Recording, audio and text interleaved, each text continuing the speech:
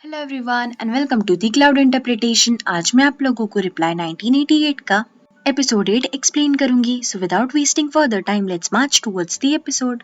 Episode की start में द्योक्सुन confuse थी कि वो किसके दिए हुए ग्लव्स को पहने, क्योंकि जुंगवन और त्याग के दिए हुए ग्लव्स ऑलमोस्ट सेम ही थे। फाइनली द्योक्सुन त्याग के दिए हुए ग्लव्स पहनकर अपनी फ्रेंड से मिलने जाती है। द्योक्सुन की फ्रेंड्स उसे पूरी तरीके से कन्विंस करने की कोशिश कर रही थी कि जुंगवन उसे पसंद करता है, पर द्योक्सुन उन्हें चुप करवा देती, ये कहकर कि वो पहले ही उसे सुनु के सामने शर्मिंदा कर चुके हैं और अब वो फिर से उन दोनों की ट्रिक्स में नहीं आने वाली। द्योक्सुन की ये बात सुनकर उसकी दोनों फ्रेंड्स चुप हो जाती है। तभी द्योक्सुन नोटिस करती कि उसकी एक फ्रेंड ने अपने हेयर कलर किए थे। वो अपनी उस फ्रेंड से हेयर कलर के बारे में पूछती है तो वो उसे बताती है कि उसने हाइड्रोजन पेरोक्साइड से यूज किया अपने हेयर कलर करने के लिए, पर वो द्योक्सुन को हाइड्रोजन पेरोक्साइड यूज करने से मना करती है क्योंकि उसकी स्मेल बहुत ही ज्यादा गंदी थी। इंस्टेड ऑफ इट वो द्योक्सुन को बियर यूज करने का सजेशन देती है।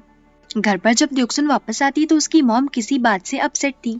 द्योक्सुन की मॉम उससे पूछती भी है कि वो कहाँ गई थी, तो द्योक्सुन उन्हें बताती है कि वो अपनी फ्रेंड्स के साथ में रामेन खाने गई थी। मॉम के वहाँ से जाने के बाद में बोरा वहाँ पर आती है और द्योक्सुन को बताती है कि मॉम के वॉलेट से कुछ पैसे गायब हुए हैं। द्योक्सुन बोरा से कहती है कि उसे इस बारे में कुछ भी पता नहीं है, तो बोरा तभी तो उसे कुछ नहीं कहती, पर अंदर जाकर उसका वॉलेट चेक करने लगती है। द्योक्सुन को इस बात पर बहुत गुस्सा आता है कि बोरा उस पर शक कर रही है और वो रोते हुए अपनी मॉम के पास जाती है। उसकी मॉम द्योक्सुन को चुप कराने के लिए उसे स्वीट पोटैटो देती है और द्योक्सुन चुप भी हो जाती है, पर वो अपनी मॉम से कहती है कि अगर बोरा और उसने पैसे नहीं लिए तो जरूर नोयुल नहीं लिए होंगे। तभी मॉम द्योक्सुन से कहती है कि वो नोयुल से इस बारे में कुछ भी ना कहे क्योंकि उसकी उम्र में अक्सर बच्चे बिगड़ जाते हैं। द्योक्सुन को मॉम की ये बात सुनकर और भी ज्यादा रोना आने लगता है क्योंकि मॉम को नोयुल की चिंता थी पर द्योक्सुन की नहीं। उधर जुंगवन के घर पर आज उसके बड़े भाई का एंट्रेंस एग्जाम रिजल्ट था। ये एंट्रेंस वो कई बार दे चुका था पर हर बार फेल ही हुआ था और इस बार भी जुंगवन का बड़ा भाई एंट्रेंस क्लियर नहीं कर पाता है। रिजल्ट अनाउंस होने के बाद डैड जुंगवन के बड़े भाई को याद दिलाते हैं कि कल उसे हॉस्पिटल में एडमिट होना है, तो वो आज से ही सारी तैयारी करना शुरू कर दे। दरअसल जुंगवन के बड़े भाई को बचपन से ही हार्ट डिजीज था और ये उनका थर्ड ऑपरेशन था। द्योक्सुन के घर बोरा अपने बॉयफ्रेंड से बात कर रही थी, तभी द्योक्सुन उससे घूरने लगती है और उससे कहती है कि वो फोन जल्दी रख दे क्योंकि उसे भी कॉल आने वाला है। बोरा जैसे ही फोन रखती है, फोन की रिंग वापस से बजती है और इस बार भी कॉल बोरा के लिए ही था। बोरा कॉल रिसीव करने के बाद ही घर से बाहर चली जाती है और रास्ते में सुनु और जुंगवन से मिलती है। जुंगवन उससे पूछता भी है कि वो कहाँ जा रही है, तो वो उसे बताती है कि वो अपने बॉयफ्रेंड से मिलने जा रही है। उसके वहाँ से जाने के बाद में जुंगवन सुनु से पूछता है कि क्या उसे बुरा नहीं लगता जब बोरा उसके बॉयफ्रेंड से मिलने जाती है, तो सुनु उसे बताता है कि बोरा ने अभी झूठ कहा क्योंकि बोरा जब भी अपने बॉयफ्रेंड से मिलने जाती है हमेशा स्कर्ट पहनती है। ये सुनते से ही जुंगवन सोचने लगता है कि सुनु कितना बड़ा स्टॉकर है। जुंगवन, सुनवो, डोंगरियोंग तीनों मिलकर त्याग के घर पर हैंग आउट करने जाते हैं। तभी उनके हैंग आउट के दौरान डोंगरियोंग उन्हें बताता है कि जब कोई लड़की किसी लड़के को पसंद करती है तो वो उसके सामने बहुत ही अच्छे से बिहेव करती है, और अगर कोई लड़की तुम्हारे सामने वियर्डली बिहेव करे इसका मतलब ये है वो तुम्हें उस नजरों से नहीं देखती है। तभी जुंगवन की नजर द्योक्सुन की तरफ पड़ती है जो कि बहुत ही ज्यादा अजीबोगरीब डांस कर रही थी। द्योक्सुन को इस तरह डांस करता देख जुंगवन के चेहरे का एक्सप्रेशन देखने लायक था। तभी त्याग रूम में आता है और द्योक्सुन को ऐसे डांस करता देख हंसने लगता है। उधर जुंगवन के घर पर सभी मॉम्स मिलकर अपना स्किन केयर ट्रीटमेंट कर रही थी। जुंगवन की मॉम को देखकर जरा भी नहीं लग रहा था कि उन्हें जुंगवन के बड़े भाई के ऑपरेशन की थोड़ी सी भी चिंता है। त्याग के घर पर सभी बच्चे मिलकर रॉक पेपर सीजर खेलते हैं और जुंगवन हार जाता है। नतीजन उसे सबके लिए रामेन बनाना पड़ता है। तभी डोंगरियोंग त्याग को याद दिलाता है कि कल उन सबको मिलकर मूवी देखने जाना है। डोंगरियोंग को शक था कि पहले कभी त्याग मूवी थिएटर भी गया है या नहीं। तभी द्योक्सुन उन्हें उनकी मूवी डेट के बारे में बताती है जिसके दौरान त्याग पूरा टाइम सो रहा था। तभी जुंगवन वहाँ पर आता है रामेन के साथ में। जुंगवन ने फ्रिज में जितनी भी चीजें पड़ी हुई थी सारी रामेन में डाल दी थी, वो भी बिना काटे। खाना खाते समय डोंगरियोंग जुंगवन को उसके बड़े भाई के ऑपरेशन के बारे में पूछता है, तो जुंगवन उसे बताता है कि वो अपने भाई को देखने कल जाएगा और उन सब लोगों को हॉस्पिटल आने की कोई जरूरत नहीं है क्योंकि ऑपरेशन सिर्फ 1 घंटा लंबा ही है। जुंगवन सबसे बात ही कर रहा था कि अचानक से उसकी नाक से खून निकलने लगता है। डोंगरियोंग उससे पूछता भी है कि वो ठीक तो है ना।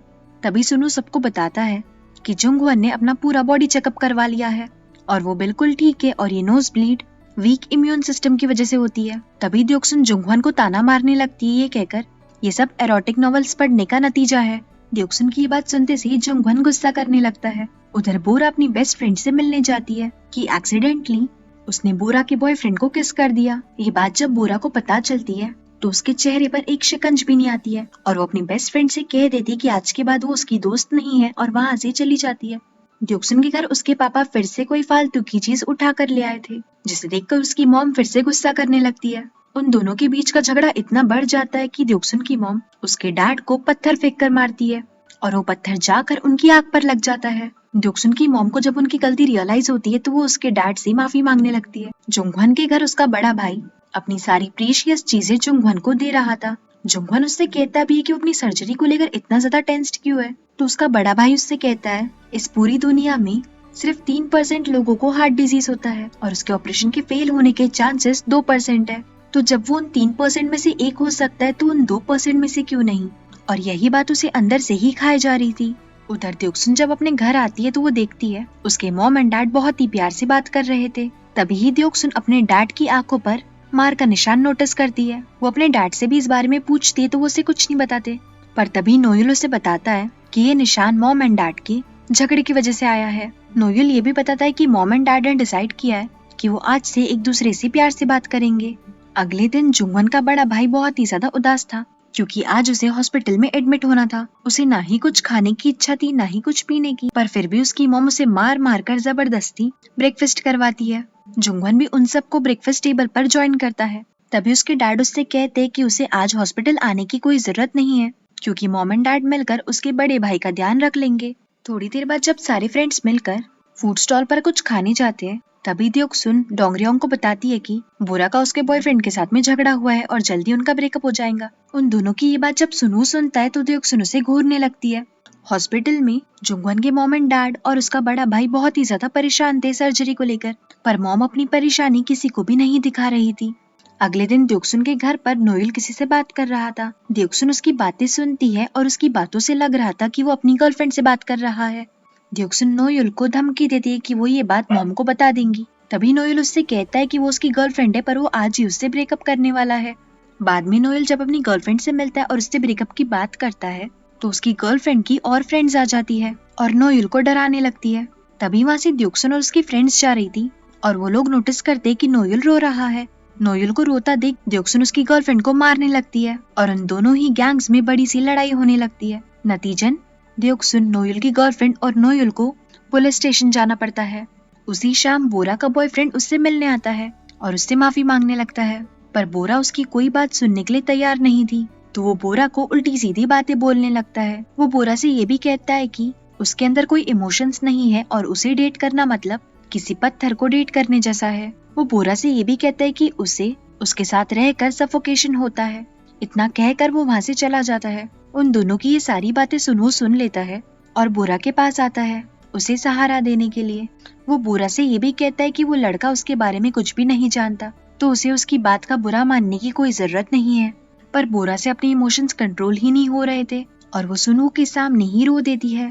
फ्लैशबैक में हम देखते हैं जब सुनू के डैड की डेथ हुई थी तभी सुनू अपने इमोशंस कंट्रोल करने के लिए एक कोने में अकेला बैठा हुआ था। उस समय बोरा ही थी जिसने सुनू को सहारा दिया था और उसका मन हल्का करने में उसकी मदद की थी। प्रेजेंट में हम देखते हैं कि सुनू बोरा के लिए कॉफी ले आता है और वो दोनों किसी बारे में बात ही कर रहे थे कि सुनू अचानक से बोरा की चीक्स पर किस कर देता है और वहाँ से हड़बड़ाहट में चला जाता है और बोरा को कुछ समझ नहीं आता है कि वो सुनू से कहे भी तो क्या। पुलिस स्टेशन में ड्यूक्सन के पेरेंट्स उसे और नोएल को घर ले आते हैं। यही नहीं, ड्यूक्सन की मॉम नोएल की गर्लफ्रेंड को घर पर डिनर के लिए इनवाइट करती है। डिनर के दौरान ड्यूक्सन नोएल की गर्लफ्रेंड से पूछती है कि उसे नोएल में क्या पसंद है तो वो बताती है कि नोएल को उसकी कद्र है क्योंकि वो पहला इंसान था जिसने उसे बुरी आदतें छोड़ने के लिए कहा था और नोएल की यही बात उसके मन को भा गई। अगले दिन जुंगवन के बड़े भाई की सर्जरी सक्सेसफुल होती है। सर्जरी के बाद जब जुंगवन के बड़े भाई को प्राइवेट वार्ड में लाया जाता है तो उसकी मॉम रोने लगती है और ये कहने लगती है कि वो बहुत ही ज्यादा शर्मिंदा है कि आज उनकी वजह से उनके बेटे को इतना कुछ सहना पड़ रहा है। उधर ड्यूक्सन और नोएल डिस्कस कर रहे थे कि अगर मॉम के वॉलेट से उन दोनों ने पैसे नहीं निकाले तो आखिर चोर कौन है। फ्लैशबैक में हम देखते हैं कि वो ड्यूक्सन के डैड ही थे जिसने मॉम के वॉलेट से पैसे निकाले थे और इसी सीन के साथ एपिसोड खत्म होता है। Thank you so much everyone for watching this video till the end. I hope आपको ये वीडियो पसंद आई हो। जाने से पहले वीडियो को लाइक और चैनल को सब्सक्राइब करना मत भूलना। मिलते हैं नेक्स्ट एपिसोड में। Till then please take care of yourself. See या।